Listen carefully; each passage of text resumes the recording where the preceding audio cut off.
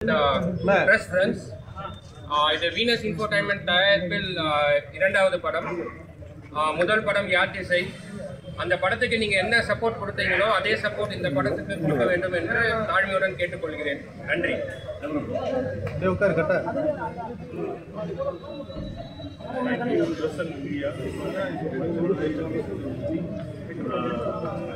தியேட்டரில் பார்த்து எல்லாம் ரொம்ப சந்தோஷமாக இந்த வாய்ப்பளித்த ப்ரொடியூசர் கணேஷ் சார், பாலாஜி இன்னைக்கு நேரத்தில் மயில் பகல் ரொம்ப ஹாப்பியாக இருக்குது. உங்களோட படம் ரொம்ப தேங்க்யூ சார்.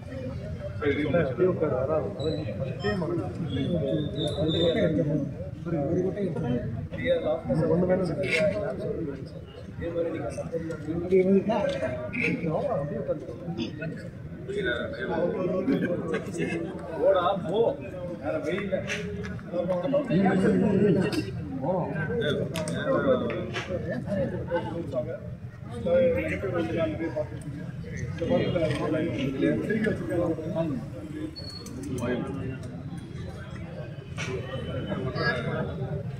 என்னோட first Tamil project. It is my blessing that I've got such a good team. Adilla my performance would have been so good, and because it's my first project, உங்களோட support definitely. And now I know I watched on 12 with audience, so hoping for the best, and please have your support. பத்திரிகை ஊடக நண்பர்கள் நான் பண்ண panipuri man இதுக்கெல்லாம் நீங்கள் கொடுத்த support தான் இந்த படம் என்னை பண்ண வச்சுருக்கு. இந்த படம் நான் யாருக்கு டெடிகேட் பண்ணணும்னு ஆசைப்படுறேன். நிறைய பேர் கேட்டுட்டே இருந்தாங்க. நான் உங்கள் எல்லாருக்கும் தான் டெடிகேட் பண்ண நினைக்கிறேன். ஏன்னா இஃப் யூ ஆர் நாட் எனக்கு நீங்கள் எழுதலை அப்படின்னா இந்த படம் நான் பண்ணியிருக்க முடியாது. நீங்கள் எனக்கு கொடுத்த கான்ஃபிடன்ஸ் சப்போர்ட் மட்டும்தான். ஸோ ஒரு நல்ல குடும்பமாக பார்த்து சந்தோஷமாக எல்லாரும் நீங்கள் எல்லாமும் உங்கள் குடும்பத்தோட வந்து தேட்டரில் என்ஜாய் பண்ணுற மாதிரியான ஒரு ரொம்ப நாள் ஒரு ஆசை. அது குமார சம்பவம் மூலமாக நிறைவேறிருக்கு. அண்ட் எனக்கு எல்லாத்தோட ரொம்ப முக்கியம் இந்த படம். ஏன்னா இது குமரனுடைய லான்ச். ஸோ குமரனுக்கு எல்லா விஷயமும் சரியாக நடக்கணும்ட்டு கணேஷ் சார் நான் இந்த என்டையர் டீமும் சேர்ந்து வேலை பண்ணியிருக்கோம். இந்த மொமெண்ட் வரைக்கும் அது நடந்துட்டுருக்கு. இன்னும் அதிகமாக நடக்கணும் அப்படின்னா உங்களுடைய சப்போர்ட் எங்களுக்கு தேவை. கண்டிப்பாக பண்ணுவீங்கன்னு நம்புகிறேன். தேங்க்ஸ். ஹோப் நீங்கள் எல்லாம் படம் என்ஜாய் பண்ணீங்கன்னு நம்புகிறோம். இதே ஆடியன்ஸும் என்ஜாய் பண்ணுவீங்கன்னு நம்புகிறோம். உங்கள் சப்போர்ட் ரொம்ப ரொம்ப முக்கியம். Keep supporting is. தேங்க்யூ. பத்திரிகை ஊடக நண்பர்களுக்கு வணக்கம். நீங்கள் எல்லோரும் வந்து நான் பார்த்ததில் எனக்கு ரொம்ப சந்தோஷம்.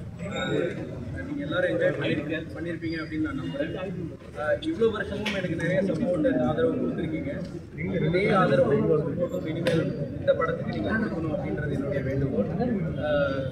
குடும்பமாக வந்து என்ஜாய் பண்ணுற மாதிரி ஒரு படம், அழகான ஒரு படம் கொடுக்கணும் அப்படின்னு நாங்கள் நம்புகிறோம். முகம் சொல்லிக்காமல் உட்காந்து பார்க்கக்கூடிய அளவுக்கு ஒரு நல்ல படமாக கொடுத்துருக்கோம் அப்படின்னு நாங்கள் எல்லோரும் நம்புகிறோம்.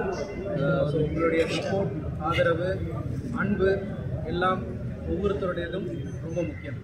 நன்றி. வந்ததுக்கு ரொம்ப நன்றி.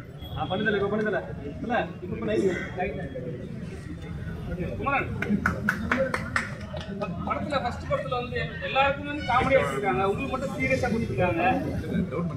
அப்படி இல்லை, காமெடி அதெல்லாம் பண்ணுறது கூட பாலசுரன் இருக்காரு. புதுசாக வினோத் சாகர் அவரும் சேர்ந்துருக்காரு. பத்தாவதுக்கு கதையில் நான் கொஞ்சம் எனக்கு முக்கியமான ஒரு வேலை இருக்கனால நான் அதை பண்ணிட்டு இருந்தால் தப்பாக இருக்குன்னு தோணுச்சு. அதனால் கொஞ்சம் கண்ட்ரோலாக இருக்கலாம்.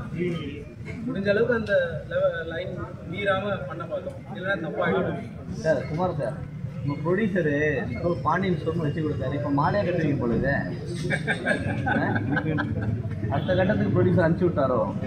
அதுதான் அவர், அதாவது என்ன ஹீரோ. நீங்கள் கதை கேட்டீங்களா, ப்ரொடியூசர் கதை கேட்டாரா? இல்லை, ரெண்டு பேரும் கேட்டோம். ஆனால் ப்ரொடியூசர் தான் ஃபைனல் பண்ணுது. அவர் தான் கண்டிப்பாக ஃபைனல் பண்ணணும். அவர் மனசு வச்சா தான் இது முடியும். பட் அவர், நான் என்ன சொல்கிறது, பாண்டியன் ஸ்டோர்ஸ் முடித்தோன்னே என்ன ஹீரோவாக பண்ணணும்னு அவர் முடிவு பண்ணி கதை கேட்டார். ஸோ எனக்கேற்ற கதையாக இருக்கணும் அப்படின்றதுல அவர் ரொம்ப தெளிவாக இருந்தார். நான் கேட்காமலே என்னை வந்து இவ்வளோ பெரிய ஒரு படம், இவ்வளோ பெரிய காஸ்ட் அண்ட் க்ரூவோட என்னை நிற்க வச்சு உங்கள் எல்லோரும் முன்னாடி என்னை நிற்க வச்சது அவர் தான். இதை நான் அவர்கிட்ட கேட்கவே இல்லை, அவராக எனக்கு பண்ணது.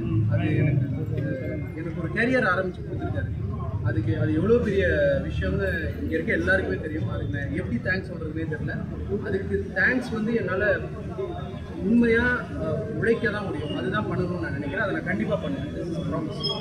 சார் இந்த ஸ்டோரி வந்து வடிவேல் சார் ஏன்னா இதே மாதிரி வடிவேல் சார் பண்ணியிருப்பாரு. அவர் ஒரு ஸ்டோரி சொன்னார்னா அவங்க இறந்துருவாங்க. அந்த காமெடியோடைய இதுவா அப்படின்னு இது பேசிக்காக நான் 2018 நான் கேரளா போயிருந்தபோது ஒரு கிராமத்தில் கிராமத்தில் காரில் போயிட்டு இந்த கார் டிரைவர் சொன்ன ஒரு கதை. அந்த ஊரில் ஒரு வீடை விற்க முடியாததுக்கு ஒரு ரீசன் ஒரு சொன்னார். ஃபன்னியாக இருந்துச்சு பேசிக்காக. அது நான் கண்டிப்பாக இன்னும் ஒரு வாரம் கழிச்சு நம்ம திருப்பி மீட் நம்புகிறேன். அப்போ நான் கண்டிப்பாக சொல்கிறேன் அந்த இன்சிடென்ட் என்னன்னு சொல்கிறேன். பட் இது நான் இன்ஸ்பயர் ஆகி ஒரிஜினல் லைஃப்ல இருந்தால் நான் இன்ஸ்பயர் ஆகி படத்தை பார்த்து படம் எடுக்கிற விஷயம் எனக்கு வராது. ஏன்னா ஏதாவது ஒன்று கிளாசிக்காக இருந்ததுன்னா அதை திருப்பி ரீக்ரியேட் பண்ண முடியாது. நம்ம ஏதாவது ஒன்று கிரியேட் பண்ணுவோம். எனக்கு அதுதான் வரும் புதுசாக. ஏன்னா அதை அப்படியே விட்டுலாம் அப்படின்னு நீங்க ஆர்டியில் இருக்கும்போது நல்லா தனியாக பேசுவீங்க, நல்லா சூப்பராக ஹோஸ்ட் பண்ணுவீங்க. இப்போ நீங்கள் டேரக்டிங் பண்ணும்போது உங்கள் டீமுக்குலாம் எவ்வளோ கண்ட்ரோல் பண்ணிக்கிறீங்க? இல்லை அவங்க உங்களுக்கு கண்ட்ரோல் பண்ணாங்களா? அவங்க ஆக்சுவலாக அவங்க தான் கண்ட்ரோல் பண்ணாங்க. ரொம்ப கஷ்டம் ஆக்சுவலாக. என்னென்னா இந்த டீம் ரொம்ப சிம்பிள் பிரதர். நம்ம ஒரு நல்ல ஒரு சூழலை உருவாக்கிட்டா எல்லாரும் நல்லா பெர்ஃபார்ம் பண்ணுவாங்க. எந்த ஆக்டருக்கு டீம் இப்படி நடிங்க அப்படி நடிங்கலாம் சொல்கிறதே கிடையாது. இப்போ ஆர்ஜேவாக இருக்கிறதுனால ஒரே ஒரு அட்வான்டேஜ் என்னென்னா ரொம்ப பெரிய விஷயம் அந்த டைம் தான் வந்து ரொம்ப இம்பார்ட்டன்ட். அதனால என்னால் எவ்வளோ பெரிய விஷயமா இருந்தாலும் அதை எளிமைப்படுத்தி சுருக்க முடியும். அதுதான் அந்த ஸ்டெப்பில்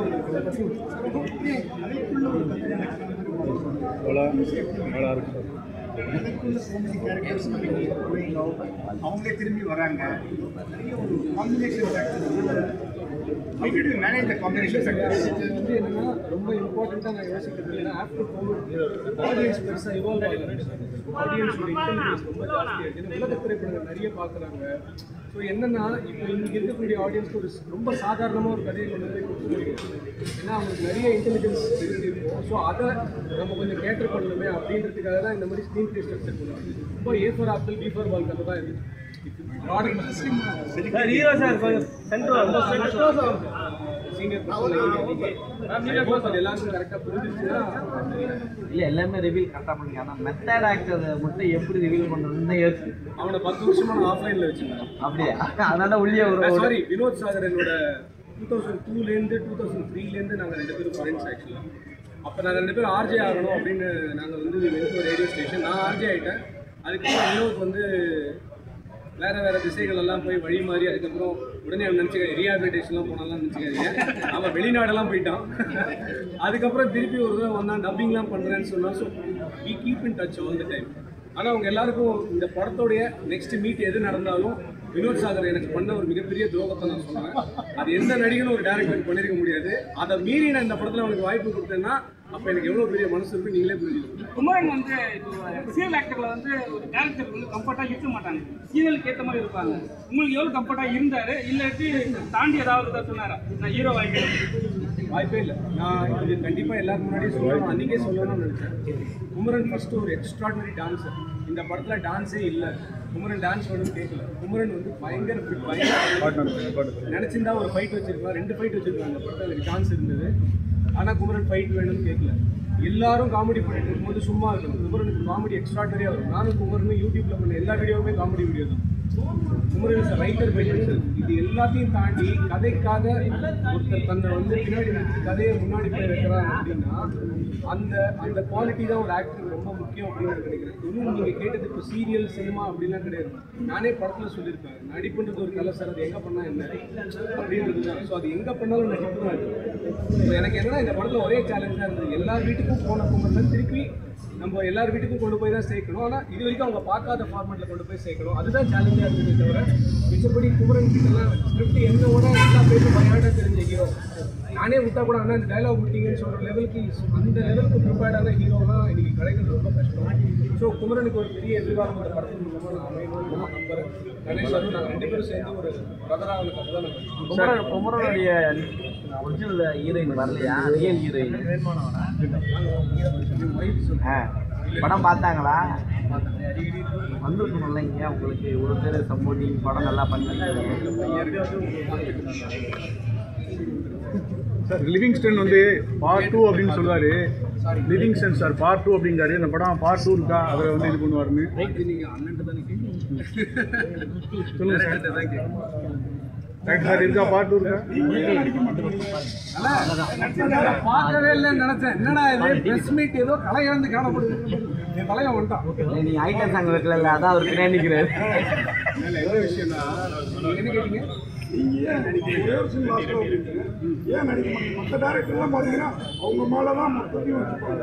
இந்த மாதிரி நடிகர் அப்படி டேரக்டர் நான் இதுக்கு உண்மையான ரீசன் சொன்னால் அது தமிழையில் வச்சிருவீங்க. உண்மையான ரீசன் இருந்தாலும் பரவாயில்ல, நான் சொல்கிறேன். எனக்கு என்னன்னா, எனக்கு இந்த படத்தில் டேரக்டர்னு ஒரு வேலை இருக்குது. சரி, இந்த படத்தில் நான் ஒரே குட்டி ரோல் பண்ணியிருப்பேன். அது கூட அந்த இடத்துல அதை நான் பண்ணதான் கன்வின்சிங்காக இருக்குன்னு எல்லாரும் ஃபீல் பண்ணதுனால பண்ணேன். இப்போது அந்த இடத்துல ஒரு வாய்ப்பு தேடுற யாராவது ஒருத்தருக்கு நம்ம ஒரு சான்ஸ் கொடுக்குறோம் அப்படின்னா அவங்க வாழ்க்கை மாறத்துக்கு ஒரு வாய்ப்பு இருந்துச்சுன்னா அதை நான் ஏன் பண்ணக்கூடாதுன்னு நினைக்கிறேன். அந்த மாதிரி ஒருத்தர். ஸோ அதனால் எனக்கு இதில் தான் நடிக்கணும். லக்கிமான்லேயே நான் ஒரு சீன் நடிச்சேன்னா அது யோகி பாபு தான் இதுதான் நடிக்கணும் அப்படின்னு சொல்லி எனக்கு கம்பல் பண்ணேன். ஸோ இந்த படத்தில் அந்த சீனை டேரக்டர் நடித்தா மட்டும்தான் ஆடியன்ஸ் கன்வின்ஸ் ஆகாதுன்றதுனால தான் நடிச்சது. மிச்சப்படி எனக்கு ஒன்றும் நடிக்கக்கூடாது அப்படிங்கிறத இல்லை. பட் நான் நடிக்கணும் அப்படின்னு ஆசைப்பட்டேன்னு வச்சுக்கோங்களேன். என்ன நடக்குதுன்னா திருப்பி என்னை வந்து ஒரு கார்பரேட் வில்லன் இப்படியே தான் என்னை பார்த்தாலே வில்லன் முடிவு பண்ணிட்டாங்க. ஆனால் நான் எடுக்கிற படம்லாம் பார்த்தா அப்படி இருக்காது. ஸோ இந்த டைப் காஸ்டிங் வேற ஏதாவது இன்ட்ரெஸ்டிங்கான டேரக்டரை டைரக்டர்னால பண்ணாமல் அப்படின்னு இல்லை. நான் நடிச்சு வேற யாராவது டைரக்ஷன் கெட்டு போயிடுச்சுன்னா என்ன பண்ணுறது? சார் அப்படி இன்ஸ்பயர் பண்ண டேரக்டர் குட்நைட் ஷாமனா நெக்ஸ்ட் வந்து அதுக்கப்புறம் எனக்கு ஆல் டைம் ஃபேவரட் வந்து இப்போ வரைக்கும் அவர் எடுக்கிறதுலாம் 200 கோடி 300 கோடி. நான் பரவாயில்ல 10 கோடிக்குள்ளே என்னால் எடுக்க முடியும். சார் வினோத் உங்களுக்கு துரோகம் பண்ணுறதுனால நீங்கள் அவருக்காக நிறைய மன்னிக்கிறீங்களா சார்? ஏன்னா அவரோட கேரக்டர் நல்ல வடிவம் வச்சுருந்தீங்க, சரியாக சிரிப்பு வந்துச்சு சார். அதாவது அவன் என்ன ஃப்ரெண்டாக நினைக்கலீங்க. பட் நான் நினச்சிருக்கேன் என்னோட உணர்வுக்கு நான் மரியாதை கொடுக்கணும். பட் உண்மையிலேங்க எனக்கு வினோத்தை பற்றி நிறைய தெரியும். அவன் உண்மையிலேயே சினிமா காமெடி நல்லா பண்ணுறதுக்காக தான் வந்தான். ஆனால் என்னென்னா ஏதோ ஒரு சூழ்நிலை அவன் வந்து அந்த ராட்சசன் படத்தில் அவன் சைக்கோவாக நடித்ததுக்கப்புறம் அவனை நிறைய கேரக்டர்ஸ் அந்த மாதிரியே கூப்பிட ஆரம்பிச்சிட்டாங்க. அப்படின்ட்டு அவனுக்குள்ள அவன் எக்ஸ்ட்ராடரி ஆக்டர். அவன் நினச்சா இப்படின்றதுக்குள்ள ஒரு கேரக்டருக்குள்ளே போயிட்டு வெளில வர முடியும், ஆடியன்ஸ் அழ வைக்க முடியும். அது ஒரு ஆக்டருக்கு ரொம்ப முக்கியம். இந்த படத்தில் நடித்த எல்லாருமே ஏதாவது ஒரு சீனில் ஆடியன்ஸை கண்கலங்க வைக்கிற லெவலுக்கு எபிலிட்டி இருக்கிறது. ஸோ வினோத் மாதிரி ஒரு நடிகனுக்கு திருப்பி இந்த டைப் காஸ்டிங் நான் சொல்கிறேன். எனக்கு நடந்த தப்பு வினோத்துக்கு நடந்துக்கூடாது. அதே மாதிரி சிவா அரவிந்த் நடிச்சிருந்தாரு, அந்த கிளி கேரக்டரில் பண்ணார் அவருக்கு. அப்புறம் வினோத் முன்னா இவங்க எல்லாருமே திருப்பி ஒரே மாதிரி ரோலில் தான் ஆடியன்ஸ் பார்த்துட்டு அதை பிரேக் பண்ண தான் நான் நினச்சேன். ஐ திங்க் நான் அதை ஜஸ்டிஸ் பண்ணேன். நான் ஒரு கேரக்டர் நிதி முருகன் மாதிரியே மேனேஜர் கேரக்டர் இருந்தாரு. அவர் ஃபிட் பண்ண சிபிஐ இந்த லாஸ்ட் வில்லன் கூட உட்காந்துட்டு பாருங்க, மொட்டை வில்லன் கூட இந்த ஷர்ட் பேண்ட்லாம் போட்டு பாருங்க கலர் கலரா. அது சரி, எனக்கு வந்து நடிச்சவர் அன்னைக்கு அவர் போட்டு வந்த காஸ்டியூம் தான். நாங்கள் ஒரு காஸ்டியூம் என்னன்னா நீங்க காஸ்டியூம் எடுத்து அவரும் ஒரு வேலை நிற்கி நான் பார்த்து அப்போ எங்கள் அண்ணன் எவ்வளோ ரீச் ஆகிருக்காங்க.